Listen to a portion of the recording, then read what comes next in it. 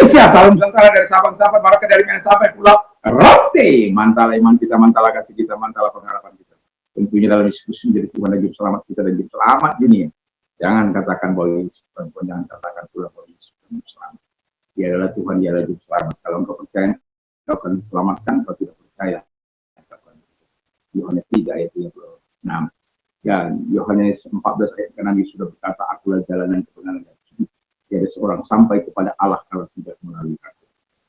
Dan Alkitab mengatakan dengan jelas dalam Kisah Rasul 4 ayat 12, dan keselamatan tidak ada dalam siapapun juga selain dalam Dia Yesus Kristus. Karena di bawah kolong langit tidak ada nama lain yang diberikan kepada manusia, tiap olehnya kita diselamatkan.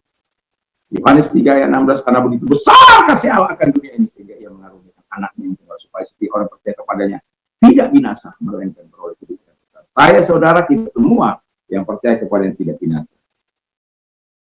Kalau engkau percaya, engkau dan istri rumahmu akan diselamatkan, sebagaimana Kisah Rasul 4 ayat 16 ayat 1 dan kita Roma 10 ayat 9 sampai 11 katakan, dengan hati percaya engkau dibenarkan, dengan mengaku engkau diselamatkan, dan orang yang percaya tidak akan pernah diselamatkan. Doa dan harapan saya di pagi ini, kekuatan Tuhan, kekuatan firman, kekuatan Roh Kudus, kekuatan jiwa, kekuatan iman akan menyertai kita untuk menghadirkan kerajaan Allah di muka bumi ini, sehingga datanglah kerajaan Tuhan, kerajaan Allah di bumi ini. Kiranya Tuhan Yesus memberkati kita bisa menikmati surga Tuhan di bumi ini sebelum kita mencapai surga besar. Kiranya Tuhan memberkati. Dalam nama Tuhan Yesus kita berdoa.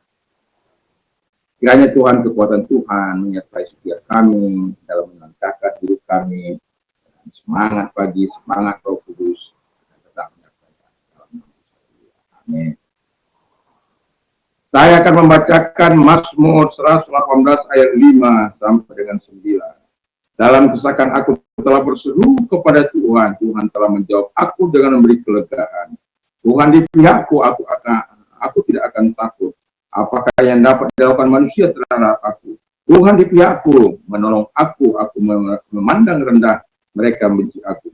Lebih baik berlindung pada Tuhan daripada percaya kepada manusia. Lebih baik berlindung pada Tuhan daripada percaya kepada bangsawan. Haleluya. Dan puji nama Tuhan, tema kita adalah Tuhan penolong kita. Haleluya.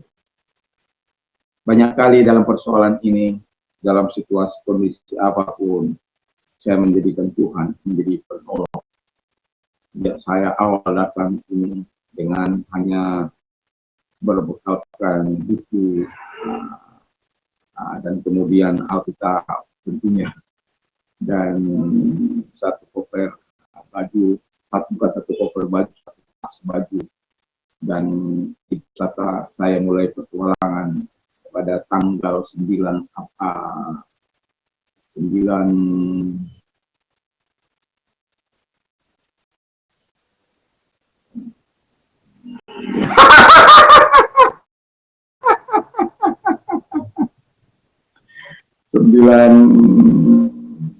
Agustus ya 1991 ya, saya tiba di pulau ini ya.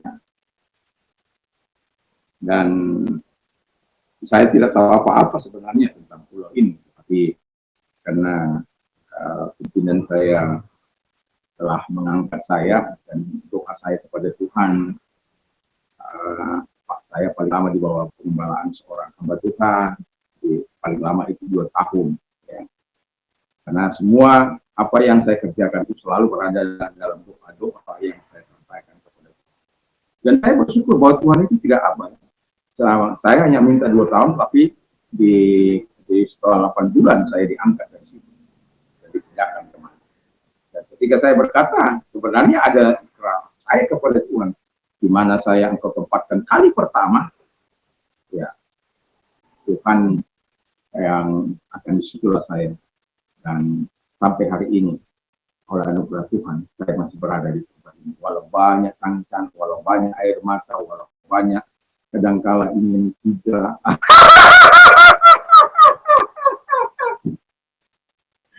Tetapi Tuhan senantiasa menjadi penolong. Ya. Nah, itu sebabnya Tuhan penolong kita. Ketika orang percaya berdoa, Tuhan menjawab doa kita. Itu dia. Jadi, mengapa banyak orang percaya menjadi lemah, menjadi tidak bergairah dalam Tuhan? Karena doanya nggak pernah dijawab oleh Tuhan. Dia tidak pernah dilegakan. Tuhan tidak pernah membebaskan dia.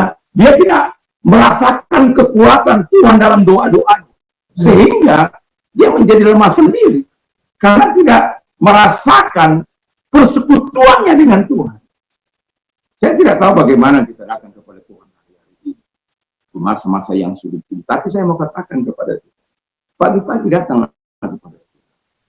Atur jamu untuk berdoa secara pribadi, secara keluarga, secara bersama-sama, bersama teman-teman. Atur semua ini. Hari-hari ini memang saya setiap kali sedikit ada waktu saya akan lebih baik duduk di bawah.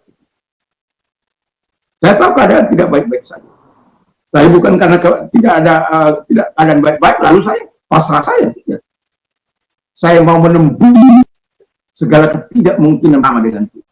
Karena saya tahu doa saya akan dijawab. Kalau engkau mau melihat hal-hal besar terjadi dalam hidupmu, dalam keluarga, dalam pelayanan, hanya ada satu, doa. Doa dengan harapan, jangan doa aja. Ada banyak orang berdoa, lupa dia doanya. Makanya kalau kita seorang pendoa, itu harus ada itu daftar doa. Jangan hanya berdoa saja.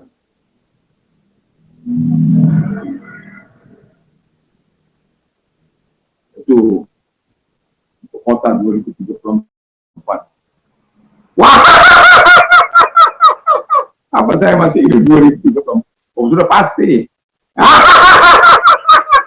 Ya kalau aja Tuhan seringkali begitu. Ya namanya berhala. Soal nanti keputusan, ya di tangan Tuhan. Ya sudah gak apa-apa kan.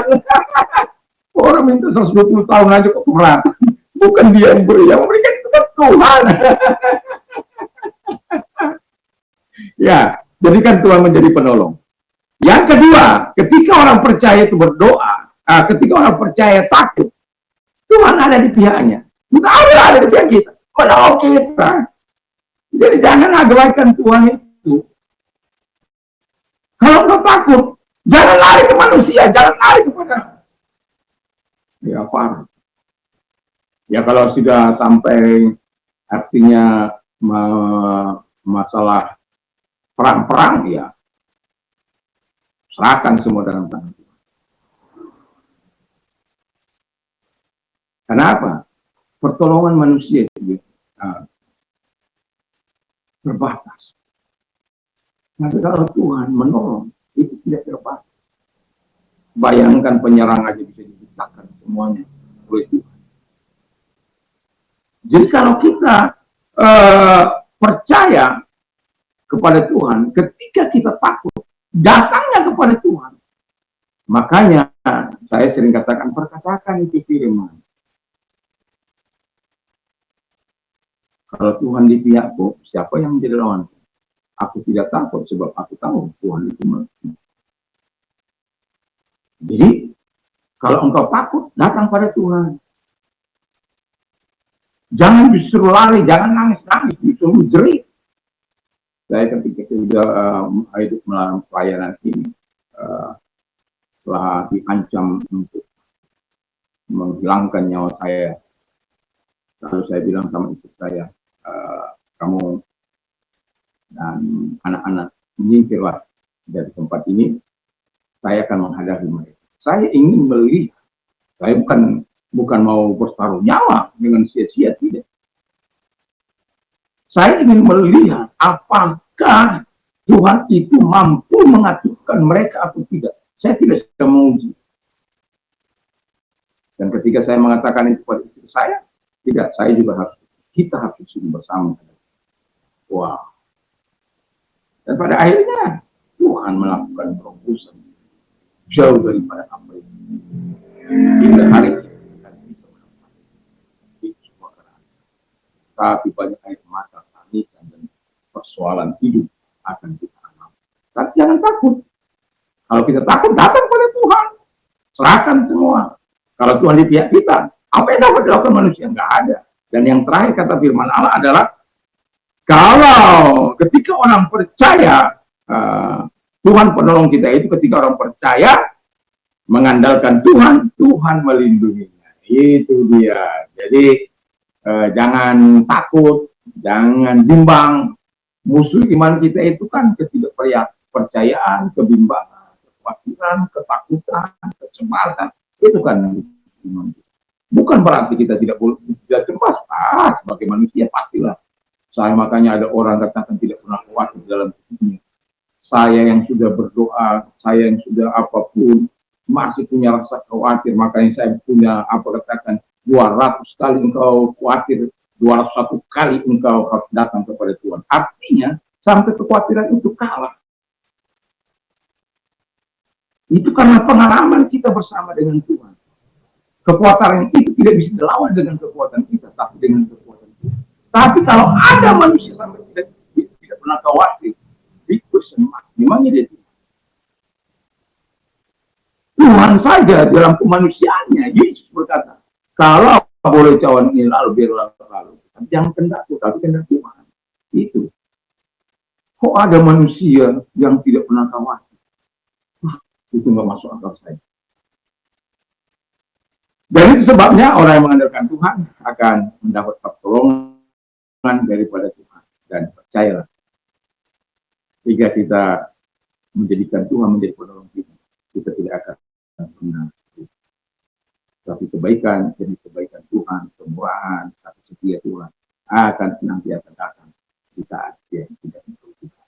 Karena apa? Engkau menjadi dia penolong. Jangan jadikan dia hanya penolong dalam sementara.